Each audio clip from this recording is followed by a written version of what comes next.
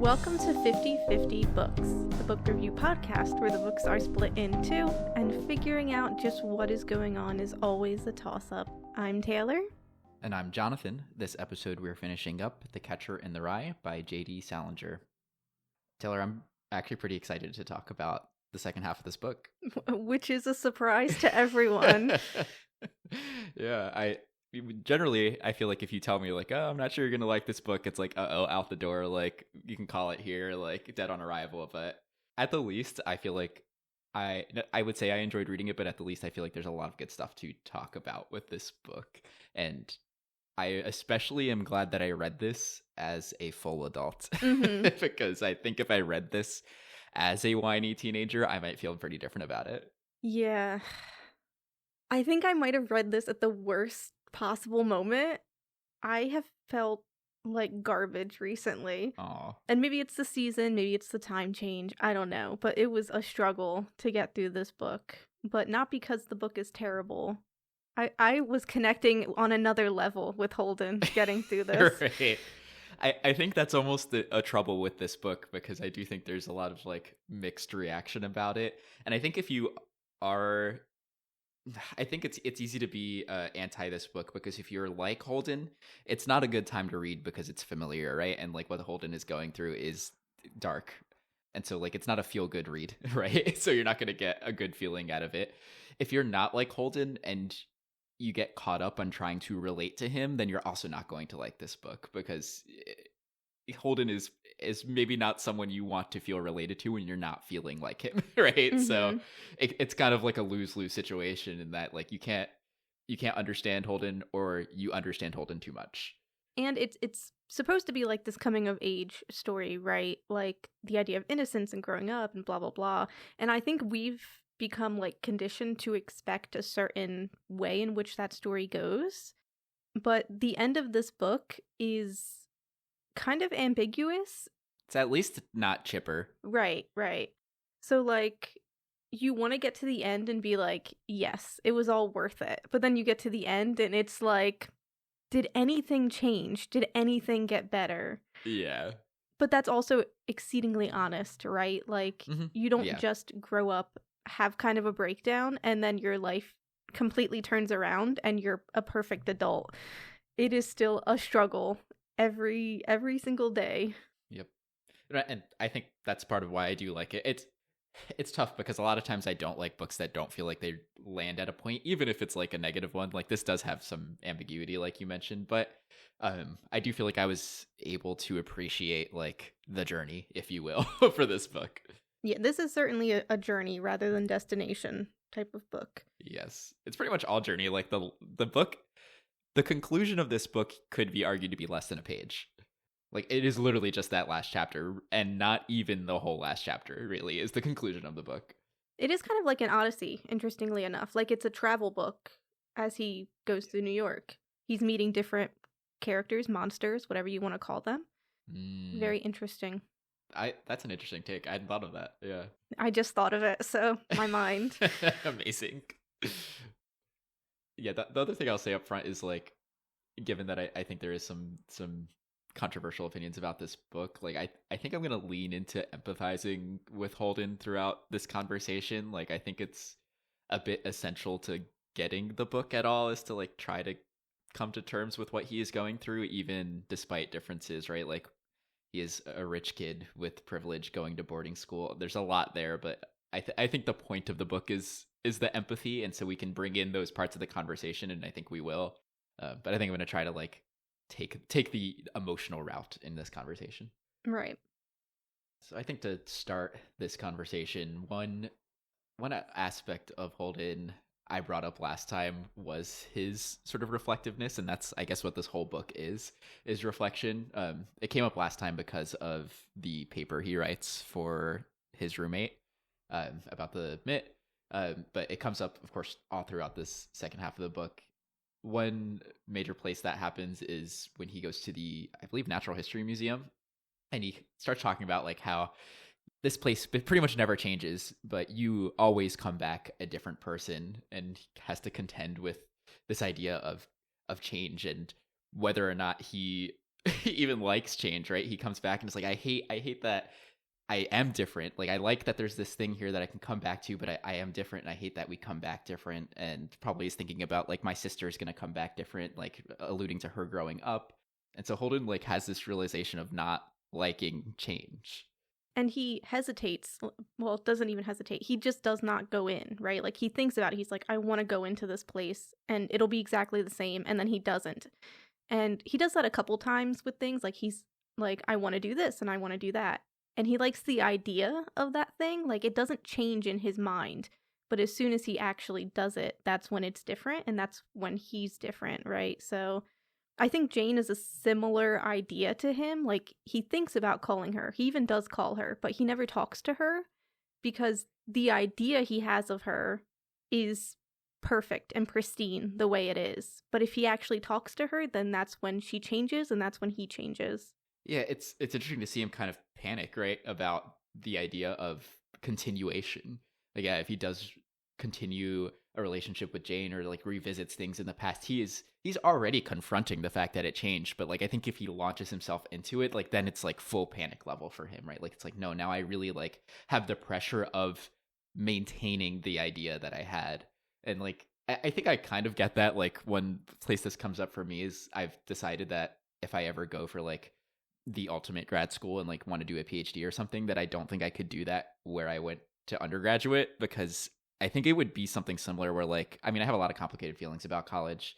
But I think if I went back there, I'd be like, no, like, I need to either like make up for the things I didn't do as an undergrad, or like I need to maintain like the positive relationship I have with this place. So like emphasize the positive. And that would just like add such an additional pressure to like doing something like grad school that I couldn't do it. Right.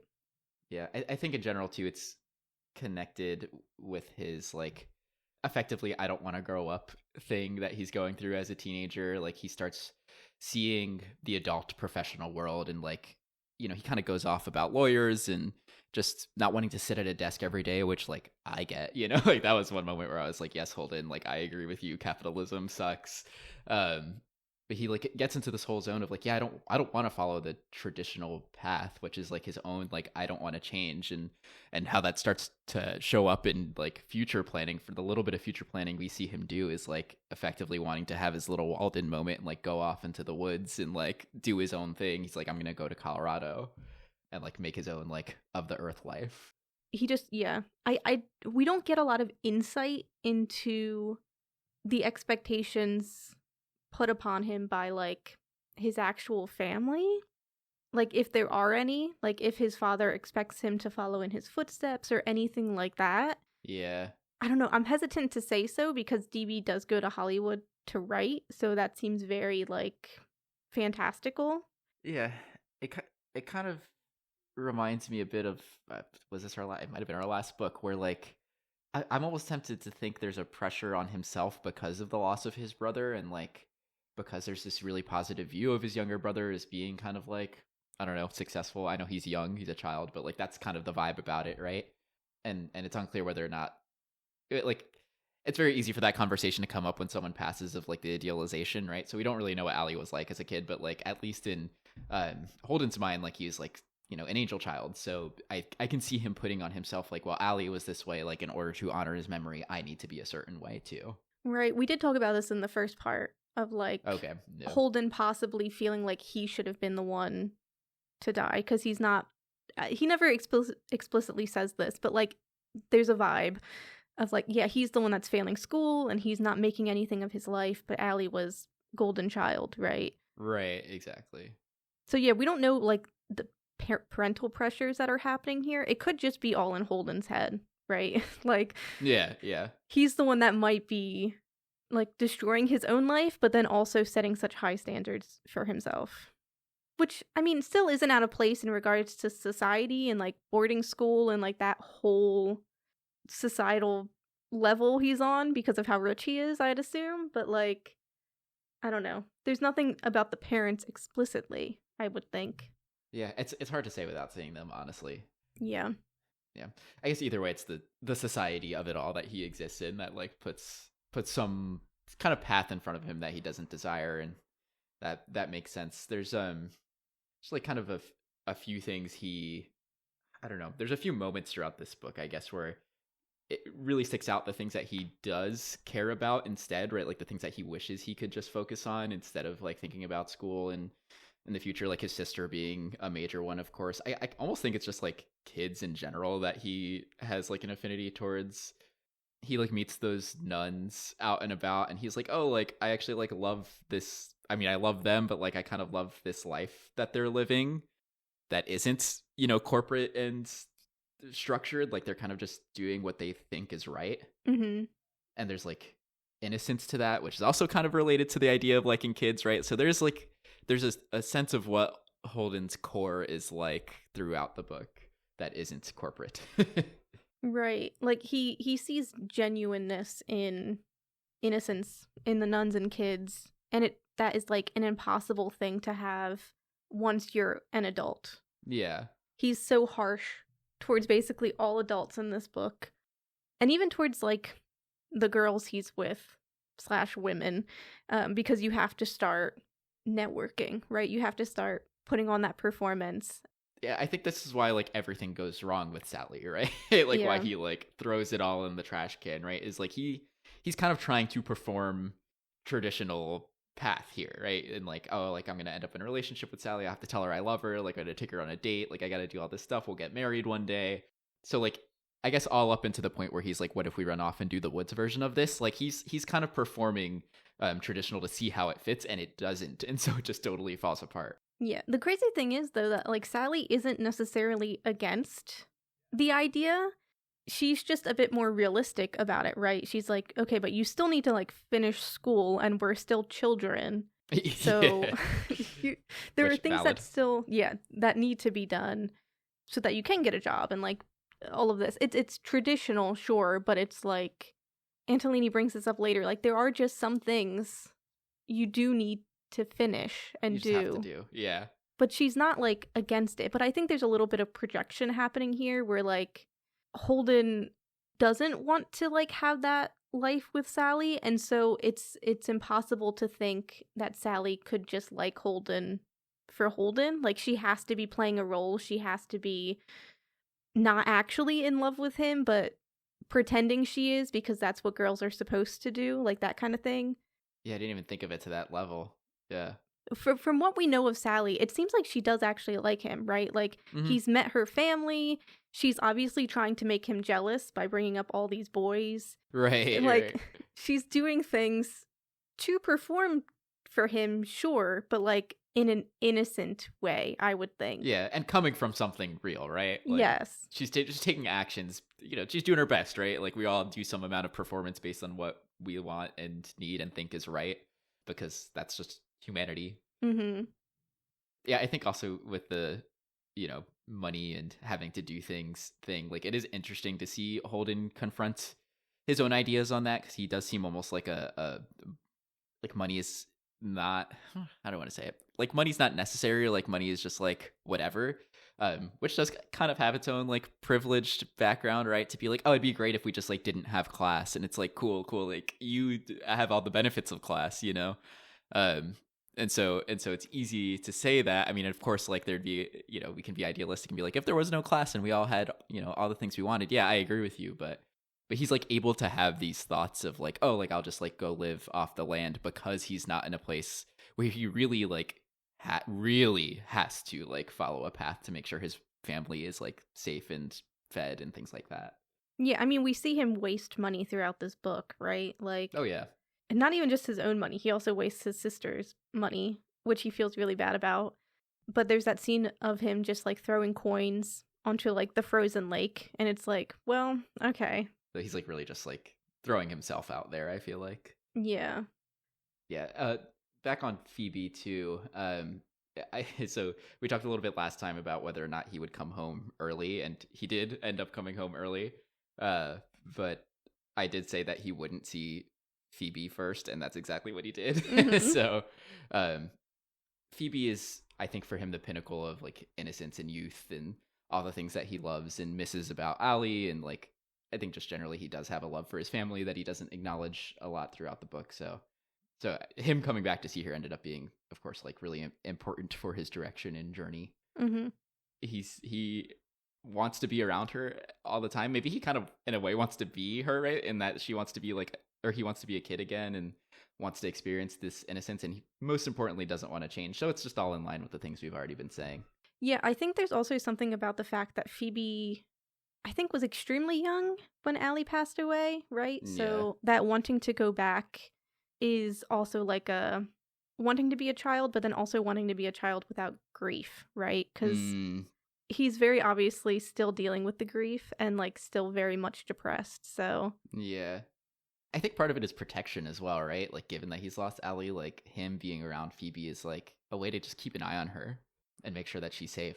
Yeah, especially because we see with the Maurice scene around there when Allie, when Holden like reinvents the biking scene with Allie and is like, you know, I fixed it this time in his memory because he feels like he made mistakes in the past. So like going along with Phoebe and like wanting to protect her is obviously him trying to like get it right this time, right? True. Although he doesn't let her get away with everything, to be clear. But, yeah. I mean, the opposite is also true. She kind of clocks him a few times. Yeah, she's funny, you know, like with her like responses to things and like covering up with the cigarette when the parents come back. I'm like, Phoebe's clever, but yeah, I think that this close relationship between Phoebe and Holden is really, really important because she can come back and put him in his place. And he respects her too, right? He talks about her a lot in the first half of the book. Is like, oh, she knows what's up, even though she's quite young. I don't know how young, but quite young. And so she's able to like get on his case a little bit about his whole kind of phony thing. I don't know if he ever uses the word phony with her or not. Maybe, probably. But she's just like, you're always complaining about shit, basically. Like, you don't like anything. What do you like? And that like Holden really has to confront, like, no, I like things, and then doesn't respond, like doesn't have things to say, which I don't think is because he doesn't like things. I think he's just continuing to do his like optics thing a little bit there, because he definitely like he thought about the nuns, and I think he thought about his classmates. It's like, no, inside you like them, you're just not saying it. I also read that a little bit. I also tend to read that a little bit as like the apathy you feel towards things when you're depressed. Like it's hard to think of the things you love and like feel joy from those things when you have depression and when you're going through something. For sure. It could also just be the like like I think this is an internet joke, but we make this joke in the house all the time of like, you tell someone to just name a woman and they're like, you know, it's like once you're put on the spot, it's like you can obviously name a woman, you know, like it's really not that deep, but once you're put on the spot, it's like, well, you know, so I can see that being part of it too. Yeah, especially because he's sick, right? Like he is already sick at this time, so his brain isn't really working right now. Yeah, I want to pull in DB into this conversation too. I brought up in the first episode of like, I don't understand why he hates DB so much, and like if it has to do with DB or if it has to do with Hollywood specifically. I'm tempted to believe it now that it is to do with Hollywood, especially because we see the DB visit at the end. Like, I don't think there's I don't think there was any previous context to DB that would make him hate him. And so I think it just comes back to the same conversation of like what he sees as phoniness and like fake. And that includes Hollywood. It includes theater, right? Which we see, especially with him going with Sally to the theater. So, like, I think there's a connective thread here between his Hollywood hate and his adult hate, because it is all just the performance phoniness stuff. He makes a point about like actors performing what they think it's like to be people, which I think is really interesting when you think of like the way in which young adults pretend and act like they think adults will act. Like they don't have it completely figured out yet, if we ever figure it out. But yeah, I think there's a lot of like projection in regards to how harsh he is on himself and, you know, what actors are doing. Yeah, I guess he's just holding everyone to his standard in his own head, right? Yes, for sure. Which is why it's so, I don't know, bitter, I guess, when it comes to adults. Yeah. I think it was interesting that he talked about that classmate he had who died, which is like also just another point of trauma, right? But like he really emphasized like basically how that guy died on his hill, right? Like he had an opinion that he really believed in. He did a thing that he stood behind, whatever, like, and that he was willing to like take that to the end, right? Like where he's like, I'm committed to this idea, and like that stuck out to me. At least for me, that's what I think he respected about him, right? So it comes back to like, I wonder if he saw himself in that a little bit, right? Of like, I want to just do what I want to do when he's having these thoughts of like, I'm going to go to Colorado, I'm going to go run off and do things like that. But like, on the other hand, it's like, I don't think he sees himself in him because he knows he's not willing to do that, and that he's just going to grow up to become anybody else. Yeah, he still has too much fear about it, I suppose, right? He's not fully willing to take the plunge, which we see with like the hat, right? He wears it when he's not being perceived, but he'll take it off when he has to appear serious, right? He's still falling into the role that he needs to play. Yeah, it almost makes sense for him to be contending with this idea of like childhood versus adulthood at this age. I'm not sure many people have these active thoughts the way he does about it, but it makes sense. Yeah, I mean, school has always been a situation in which it's factory setting, right? Like Yeah. you go to your classes and you just kind of sit and do the same thing for way too long in the day. There's not much room for actual proper, I guess, figuring yourself out, expansion, being taught how to live as an adult. Yeah. Well, I think this brings me to the second major discussion in this conversation, which will be kind of the things that Holden is suffering through throughout this book, and the things that keep him from, I guess, progressing emotionally in the direction that we might want him to be in. Mm-hmm. And we mentioned a big one being Allie dying when he was young, and kind of being hung up on that. We get some additional context that I thought was important. We knew he like punched the garage windows, something like that. He injured his hands. What we didn't know until this half was that he was in the hospital from that during Allie's funeral. And so he never went to the funeral. And he did mention like going to the grave a few times after, but he didn't really like that, since it felt like then he was abandoning Allie basically, right? Like leaving him in the grave. If it rained or like whatever else, like there was no care for him anymore because he had passed. So I do think probably attending the funeral might have been a help. I don't know if it would have prevented any of this from happening, but it lined up with his lack of processing.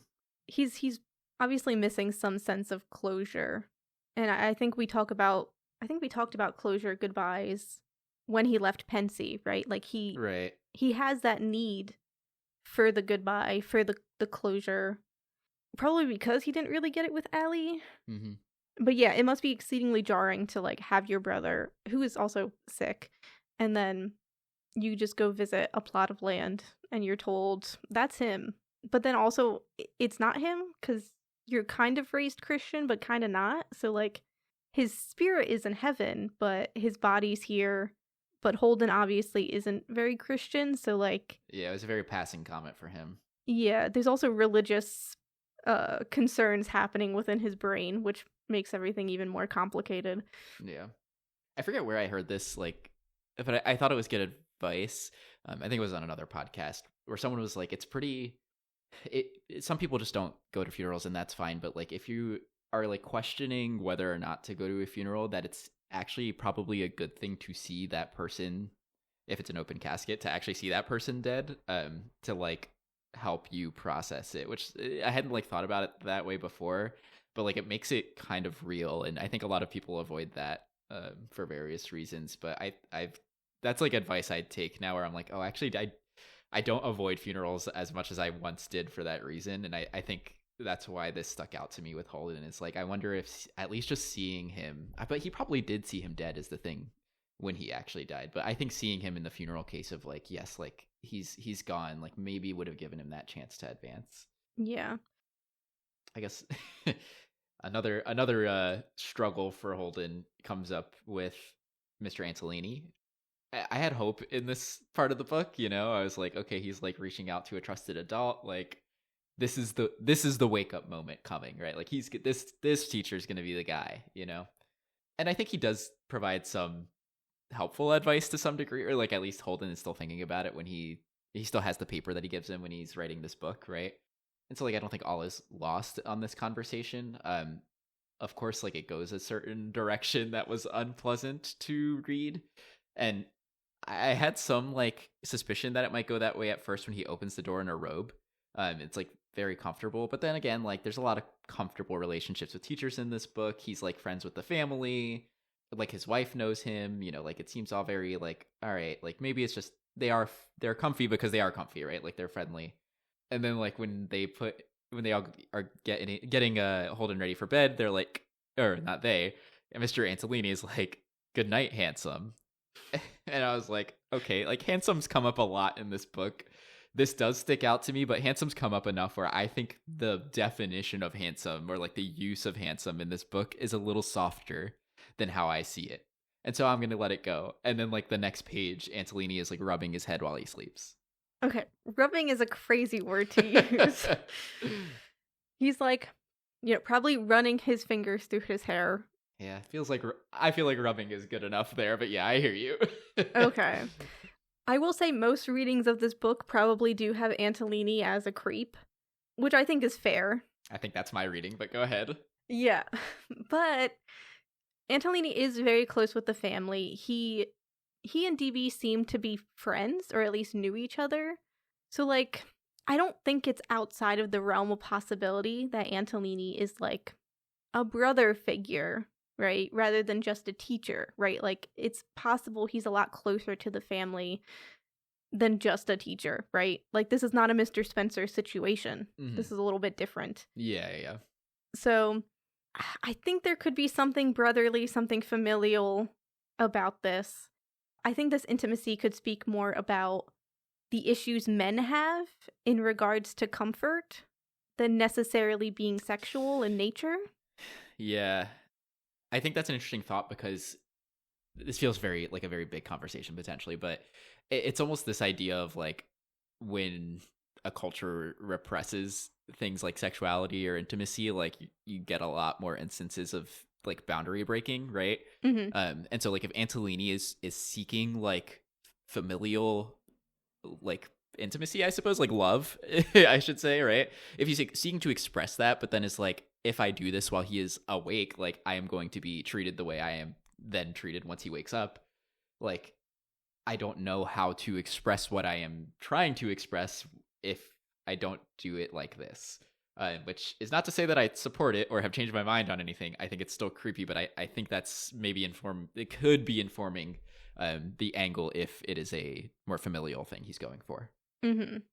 Yeah, I also think it's like Holden is sick, right? Like he makes it seem like nobody has any idea what's going on with him, but we've seen him be mothered before, right? Like when he was at the bar and that woman gave him his coat and was like, you should get home. Like I'm being mothered. He looks ragged. Yeah. Yeah, he probably looks like shit, to be honest. So the idea of Antolini seeing this kid who he might see as like a little brother, possibly, or at least care about in some fashion more than just a teacher-student relationship, seeing him basically pass out on his couch looking like shit, expelled from another school, clearly drunk, because I think he's drunk at this point, you might be a little bit motherly, right? Like, yeah. If this role was switched, if Antolini was Mrs. Antolini and was like, patting his head while he slept at this kid who was clearly sick, like, would we be so quick to judge it as gay? Right. No, I think you're right. There's a gender thing for sure happening here. And I also think Holden is making us think this way as well, because he thinks it's gay. Mm-hmm. And we've just dealt with gay people, like, at the bar, like, 2 scenes ago.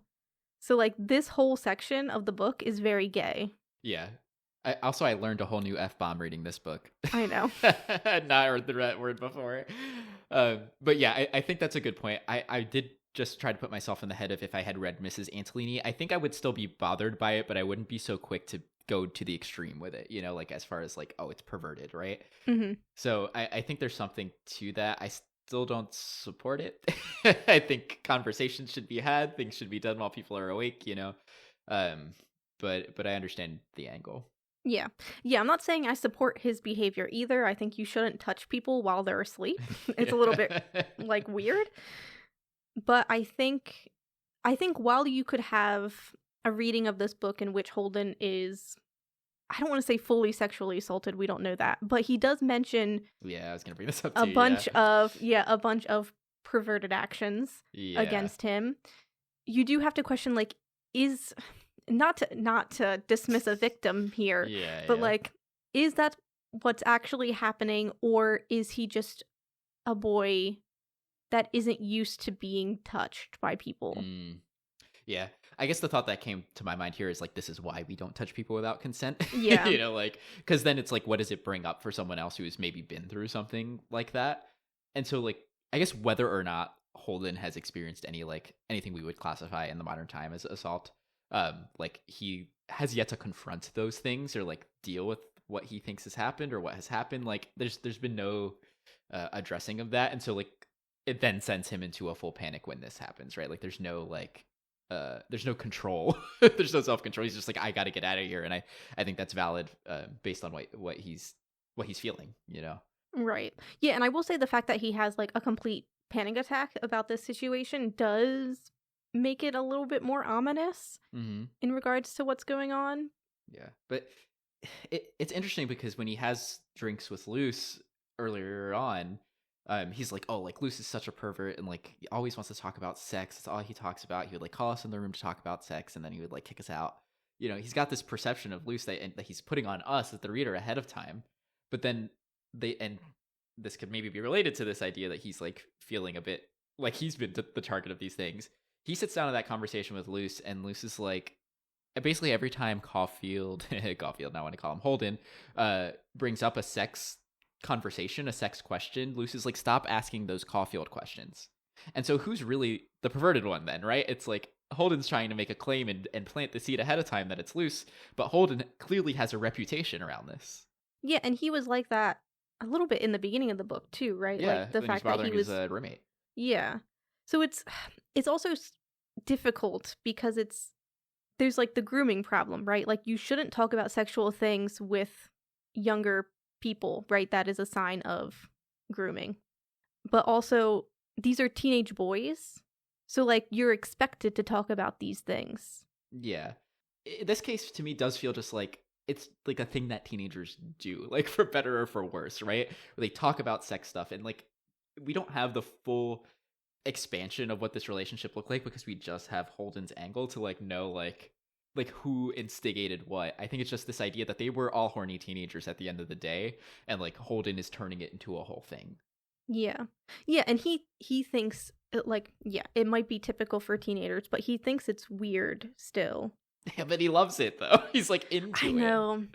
But that could also be a problem of like, this is also kind of like an ace kind of situation of like, when he's talking about sex with Luce, they obviously have differing opinions on it. Like, they have different vibes about it. Luce is a little bit more not philosophical, not religious, but he has some ideas about it. He has some heavier thoughts on the idea, yeah. Yeah, and then Holden starts talking about how like, you need to know somebody before you just have sex with them. Like, he starts to get into that kind of topic. And it could just be him asking these Caulfield questions because he doesn't get it, right? Like, he doesn't understand how you could just have sex with somebody that you don't know, that you don't like, right? Like, he's working through whether he's ace, whether he's gay, whether he's straight. Like, he's working through his sexuality. Yeah, absolutely. As is expected, I think, of most people. Yeah, and this is like the failings of, you know, sex ed throughout our history, like right in front of us, right? Because it is normal for them to be thinking about it, wanting to talk about it, and all they have is each other, right? Like, no one is giving them the talk. There's no one in school like giving them information that they need. There's certainly not any emotional conversations happening around this, and that's probably frowned upon amongst all these all boys schools, right? So it's what's missing. I think in many ways is still missing now, though obviously we're like very much far along, you know, down the better path with that, at least in some parts of the country. But like, that is still missing. Like, I just feel like we don't have the emotional and like full depth conversations around relationships, which may or may not include sex. Right. Yeah, it's like, I mean, Holden needs someone here, right? And like, I think a lot of this book is Holden being lonely, of course, but like, this is a place where I struggle to find a solution for him. You know, he needs someone to be able to talk quite openly about these things. And like, I don't know, like, it could have been his father, maybe, if they had like a real relationship with each other and he wasn't off at boarding school all the time. But like that's not it. So who is it? Yeah, and then is the perception of asking, like an older man, for example, about these types of things going to be perverted, right? Like Yeah. Holden is that like a block in his brain? I don't know if he would ever be able to actually ask anybody anything. Yeah. I guess he asks loose, but like That's the closest he sees. Yeah. that's like And a he's willing peer to more his than an roommate. adult. Yeah, but I think that's the issue we're running back into, right? It's like Luce is the closest it gets because he's at least a little bit older, but at the end of the day, they're peers. They're as lost as each other. Yeah, exactly. Even if Luce seems older. On that note, too, I just feel like this book made me more like anti-boarding school, which like I think I'm already anti-boarding school for the youth. Like, just save it for college, I guess. When you're like actually an adult. But like there's something so missing here for Holden, and this is not just on the sex thing now, even though I do think that's important. But like he's like not with his family, and I think he needs to be with his family if he's ever gonna have a chance at processing the loss of his brother, and like just he doesn't have a support system. He's seeking these teachers, and like they're doing their best, but like I don't know, it's not comprehensive. Yeah, and there is always going to be that emotional divide, right, between a teacher and a student. Like you can be close, but you should never be too close. And I think that's a fair divide to have. Yeah. Because, yeah, your parents are supposed to be there for you, right? Like, emotionally. I mean, he's seeing everyone but his parents, Yeah. Well, I think we can start bringing it to the end. I predicted something about this last time, about whether or not he'd have, like, a big conclusion or, like, a big growth moment. And I think I assumed he would, because you think that's where this book is going. I don't really feel like there's like a strong moment of that still at the end of this book. I think it maybe somewhat intentionally kind of is it duds out at the end, where it's like, oh no, like I guess there's nothing major has changed and there's no major realizations yet. But I don't know. What do you think? Yeah, I think he feels a conclusion, right? Like he's sobbing at the end of this book. The part with Phoebe, at least, right? Like I think emotionally he understands the conclusion in that he is growing up, things are changing. Yeah. But yeah, as you've mentioned like multiple times, he can't really like put it into words. He can't really come to terms with it yet, which I still think is just like a showing of his youth. Like I don't think the end of this book is that far away from when he goes through all of this mess. It's been like a couple months probably. That's my guess. Yeah, so like it's not like he's actually had that much time to come to terms with it, learn, grow, all of this kind of stuff. But he's being forced by society to figure it out quickly, right? Because he has to go back to school and he has to apply himself and all of these things he has to do. So he's like on the cusp of something, but it's almost like society is not going to let him actually get there. He just has so much to overcome, I feel like within himself, before he can really have a conclusion, right? Yeah. I think at best in that scene when he's crying in Phoebe's room, I'm thinking, okay, at least he's maybe realizing that he's not okay. Like at least maybe we're getting that far, even if he's not saying it. Like I think now I wish I could remember. I don't remember if after that crying scene, if he's like, I don't know why I cried. Because he usually is like, I don't know what that was about. And I wish I had paid attention to the last one. But either way, whether or not he says it, I do think he got something out of that last cry because it was a big one. Yeah, when he's in Phoebe's room, it's after he gets the Christmas money from her. And then he doesn't really... I mean, he talks about being, like, depressed as hell, I think, because he's taking money from her. And that probably feels like garbage. Right. But he doesn't really understand any of that. So kind of a passing off. And then with the carousel at the end when he cries... He says he cries because he's so happy to see Phoebe.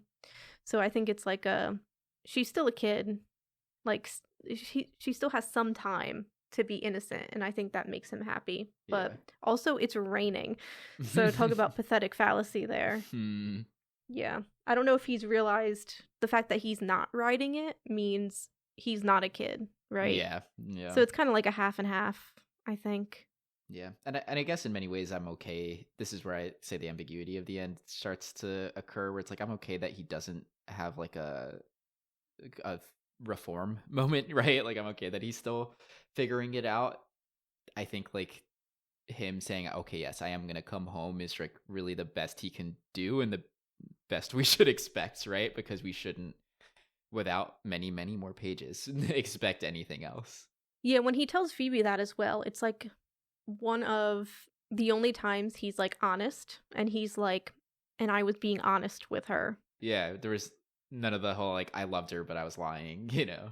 Yeah, and he's not, making some fantasy, he's not making an excuse. It's just like a yeah. And that's that. Like, he's honest about going home. It was like the most in the moment he was. Yeah, because it's fine when it's his life destructing. Like, he doesn't see value in himself, obviously. But, like, Phoebe wanting to run away with him. Yeah, so precious. Yeah. Yeah, basically being like a mini him. It's like, wait, actually stop. That's really terrifying. Like, stop. Don't do that. Yeah, I mean, he struggles so much when she's like, oh, like, dad's gonna kill you. You know, like, I think her emotions and her responses to things are, like, at the top of his priority list. Mm-hmm. So, another thing that comes up sort of towards the end of this book is the title. If you had told me that we were reading this book with me having absolutely no context, the title Catcher in the Rye would have made me think this takes place in the Midwest and not New York City. And so I was really like waiting forever for it to come out what he was talking about, and then I had to like reread the paragraph like 3 times to understand what he was trying to say. But he has this almost like fantasy idea of like what he wants to be or what he wants to do, and like he talks about like these kids running around and having a good time, but they're like by a cliff, and he like it's his job to like catch them before they fall off, which I think it's a fun metaphor almost of like what we're getting at here, because I think it's what he needs more so than just like what he wants to do, right? Like he kind of needs to be caught. But then I think it like lines up with these other ideas we've talked about of like valuing youth and like happiness and, wanting to maintain those things.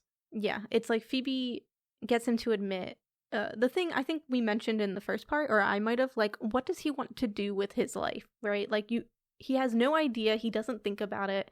And this is the first time he really has something. I guess running away with Sally is also something, but this is like an actual job as much as it could be a job. I think it's the beginnings of a job. Yeah. And like understanding himself. But yeah, that want to protect other kids. Because Antolini kind of warns him about this, of Holden and men like Holden that fall and they just keep falling. And I mean, we know about like you fall until you hit rock bottom and then you figure it out from there, right? But like some people will just continue to go through life and not understand themselves, not have a place, not, be happy at all. You can live your entire life and not be happy a single time. Mm-hmm. And there is something perpetual about that kind of fall. And Holden's like kind of contradictory, in which he could very easily kill himself, basically, which I think Antolini also talks about a little bit. Or he could just be miserable the rest of his life. Right. But like that's like how Holden sees growing up, but that doesn't have to be what it's about. Like, I think adulthood, regardless, is a fall, and it's jarring, and you don't have a choice, which I think he starts to understand with the carousel, and like, you have to let the kids fall to reach for the golden ring. Mm-hmm. It's still an ideal to catch the kids before they fall, but I think the idea of protecting children isn't a bad goal to have. There are jobs where you can do that, so. Exactly.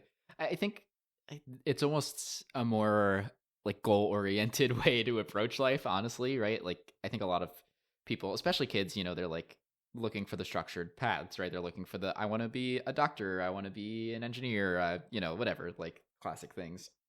But then that's just like a specific job that you don't know anything about ahead of time, right? And so like without any like mission behind it, right? Of like, I want to help kids, right? And that's why I want to be a doctor. I want to help, cancer patients like, cope with pain. Like, once you start getting into like the deeper of like, what is it that actually gets you going? Like, then you actually find the jobs you want to do, and not so much the other way around, at least ideally, of being like, well, like if I do this job, maybe I'll like it. So if anything, it's helpful. But you don't really ever get taught how to take that goal and actually make it into a career, really. Oh, for sure. Yeah. But he's probably got a big leg up on that compared to other people just because he's having these thoughts. Like for all of the sort of annoyingness that Holden goes through in this time that we're with him, right? Like judging society and everything's phony and all that stuff. Like the leg up it's going to give him is kind of that almost like edge of society look at the world, right? Even if that's not really what he is. And I think that might like free him of the bonds of tradition. Like he might actually be able to do something about not wanting to fully be in the path that is set out for him and do something a little bit different, even if some things are not different. Yeah, the only concern is if he burns out too quickly. True. Yeah, all that to say, there's a concept of an idea here, but I don't know if he's ever going to find the way to get to where he wants to go. That's fair. So I think that brings us to the end of the contents of this book. We can get into sort of some of the ratings and reflections. And one thing I wanted to bring up is this idea of like, this book does get some criticism as like kind of a yellow or red flag book. And whether or not at the end of your fourth read and at the end of my first read, we feel that might be the case for this book. For me, like I said at the beginning, I did approach this conversation with empathy for Holden, and I think that's because I think that is the point. And so my pushback to the people who are like, oh, like he's like a rich kid and like has all this privilege and like, you know, he's whiny. It's like, yes, he is a teenager, and yes, he's rich, and yes, he has a very specific set of circumstances that inform the things he's going through. But I think I take issue if you can't still empathize with some of the things that he's going through, even if like you've never experienced them or like can't see yourself in those contexts, because at the end of the day, he is a kid, and he is he's gone through a lot and is going through a lot and is kind of at the low of his life. So, you know, I would maybe feel different about it if this was an adult character, but given the fact that he's a teenager and he's supposed to be growing and like this is a coming of age story, like I have trouble seeing eye to eye with that criticism. Yeah, I think we've probably talked about this before, but like that ability to empathize is kind of a lost art at this point. I think it's just kind of this universal idea of you don't know what other people are going through, so you should treat people with kindness. Yeah. I think the fact that he's a good person, or at least trying to be a good person. Yeah, at the least trying, yeah. Yeah, should make you care about him just a little bit. Mm-hmm. And he doesn't get there in the end, which I guess is kind of like a why should I care about him if he's not trying to be a better person, depending on how you view the conclusion of this book. But like, he's like 17, 18. Yeah. He's falling apart too. Like it's not where's the try supposed to come from? Yeah, he's being forced to conform in a way that is exceedingly challenging. And he also might be gay, you know? Right. We don't know. He might be. So there's a lot of struggle going on. So yeah, his several mentions of handsomeness in the second half of the book did not defeat any allegations. So yeah, I will say if you think Antolini saying handsome is a little bit gay, then that just means every time Holden is gay. Yeah, every time Holden says it, it's a little bit gay. That's the thing. Like, I think it was like being weakened throughout the book because he says it a lot, and so that by the time it landed on Antolini, I was like, I think we're okay. And then I just like I felt pulled back. But anyway, that's on a previous conversation though. Like, yeah, I agree with the things you're saying here, and like. Again, I am glad I read this as an adult. I think if I was like having my own teenagerly issues, like I feel for anyone who has to read this in high school, because if I was going through my own teenagerly issues and I had to read about a rich kid's problems, I'd be like, get out of here. Like, I don't care. But now I'm an adult on my own 2 feet. And maybe there's something to be said that I've experienced class change by being an adult on my own 2 feet, right? But I think I have the capacity to think about this book, you know? Yeah. Me reading it in college certainly helped, because I got to think of it in a gay way, which always makes things easier for me. Mm. But yeah, to summarize, do I think this book is a red flag if you've read it? No, because I've read it 4 times and I don't think I'm a red flag. Yes. Should we get into ratings, reviews? Sure. Speaking as an adult reading this, sometimes I can't help but feel a bit motherly towards Holden. Mm-hmm. I don't think I get emotional by this book anymore. Although there are some very sad lines. One when he's like in the park or something, and he's like, "It was very cold and there was no one around." I'm like, "Oh, okay." Oh, no. There's something very sad about that, right? Yeah. And his obvious want to connect with people, but also his fear of being perceived, I think, is insane. And I don't know, he's so ill. He's so ill by the end of this book. And like wanting to die, but then also being afraid of disappearing. Ugh, there's a lot going on. All that to say, I will probably still give this book a 5 stars. Woo. Until at some point I read it and I absolutely hate it, but I don't know if that'll ever happen. Yeah. For me, I overall, like I said, enjoyed reading the book. I felt like it was very easy for me to get through this one. I mean, the length aside, like I did find myself wanting to like keep going. I think part of that is that there's not a great conclusion to this book, and I don't mean that as a bad conclusion. There's not much of one. And so like that second half of the book felt kind of tense almost, right? Where it's like he's going through a lot. I want to see what else he gets up to, but like I kind of want to know if this ends a certain way. And so I feel like I was really driving to the very last page. Mm-hmm. In other books, this might have been disappointing, but I accepted the short ending of this book. So I kind of liked that feeling. Even though it wasn't like an action book, it wasn't like, a traditional page turner. I was invested in Holden and what he was going through. So I liked that I was able to get behind him and get into it all. Even though this is also, in a way, a bit of a historical fiction too, right? Like it's not that deep, but like it is taking place in the past in a place that really exists that I go to. So, so I think it caught me a little bit off guard on enjoyment factor with those features as well. I think what I would have still liked from the book is some more complete thoughts on some of the criticisms of society kind of stuff. I understand it is Holden and he's a teenager, and like there is kind of the brushing off talk that he uses. But there were moments where like Holden was saying some stuff and I was like, yeah, that's good stuff, Holden. Like that's a good criticism of society, but like it didn't really like reach the point where I felt like that is getting across to readers. Maybe just the nature of a product of the time, or that wasn't really the point of the book, but like I wanted to see those be fleshed out a little bit more. And I think that would have made Holden like slightly less annoying too, quite frankly, because then it would just be less whiny and more directioned. Anyway, that's a lot of random thoughts. I think at the end I'm gonna give it a 4 out of 5. Okay. And it makes sense that he hasn't yet completed his reflection, because he hasn't even completed his stay with the psychoanalyst. So like, right at the time we're in, yeah. So for Rosebud Thorn, Rose being highlight, Bud being future, and Thorn being downside, I will do for Rose, I think it's Phoebe. I think I love Phoebe too. Like she's such a highlight in this book, and like I don't know, maybe because Holden respects her so much, I just feel like those interactions are much more pleasant to read than the rest of the book interactions. Not that they're like horrible, but like Holden is the most put together for those and like willing to listen, and so it's nice to see those scenes. And then Phoebe's just like adorable and like wants to like run off with him. So like I love all of this. Mm-hmm. I'll squeeze the Thorn in next. I think the Thorn is probably just some of the language used in the book.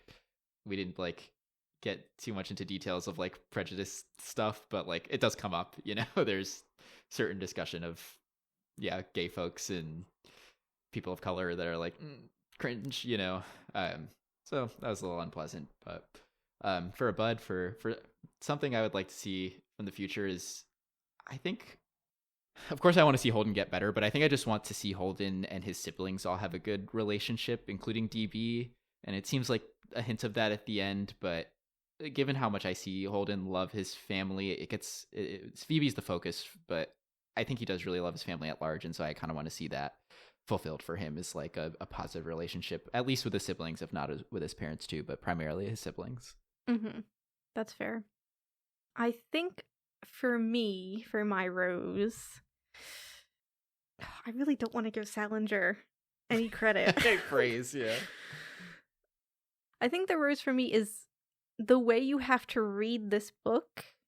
In this, you have to pay attention to bias, I think, a lot more. And the fact that Holden very early on says he lies about everything, right? So the way that he presents scenes and talks about scenes, you have to kind of question mark everything a little bit. So I don't want to say the writing, considering the Salinger conversation we had in the first part of this two-parter here. You're like the unreliable narrator of it all. Yeah. I like that Holden is a bit egotistical. I like that he lies. I like that he's in his head. So we'll talk about Holden's style as a writer rather than the author. I like the way Holden writes this. Yeah. I guess is that a thorn or is that a bud? I'm going to combine them. My thorn is maybe Holden's view of women in this book. He is very harsh, and I don't think he gives them a lot of credit. But I think the butt of it is his relationship with women is also the best within this book. Yeah. He idolizes Jane, obviously, but, like, he was very close with her. He obviously has a very close relationship with Sally and was willing to go, like, have her come with him, right? Like, I think that means a lot. The fact that he changes it later, but, like, it's not just him running off to the woods. It's them running off to the woods, right? Like, he obviously wants to connect, and I think he connects better with women. His relationship with Phoebe, I think, is proof of that. Right. I think he has, as much as a teenage boy can, I think he has a lot of respect for women on, like, a connection level, I guess. He understands them better. Yeah. I think we did talk about it a little bit in the first episode, but he does kind of, there's kind of two sides of it, kind of what you're getting at. Like, there's some things he says where I'm like, ew, you know? And, like, even I would say some of his treatment of Sally, right? Where it's like, why are you doing this to her? You know, like, this doesn't scream respect of women, right? Right. I think when he shares more of his core beliefs, though, I think it was pretty early on in the book where he's like, no, like, I like hearing women's opinions. I like it when they share their thoughts. I like when I don't know, when I feel like I'm having a valued interaction with women, right? Right. Which is like, so it's like, you deal with these, like, annoying things that he does and, like, rude, disrespectful thoughts that he shares. And then on the other hand, you're like, but is he better than, like, most men of the time, you know? Yeah, it's like a bar in hell situation, maybe. Yeah, exactly. But, like, I think if he was himself, if he realized who he wanted to be, I think he would treat women better. He's got the best chance, yeah.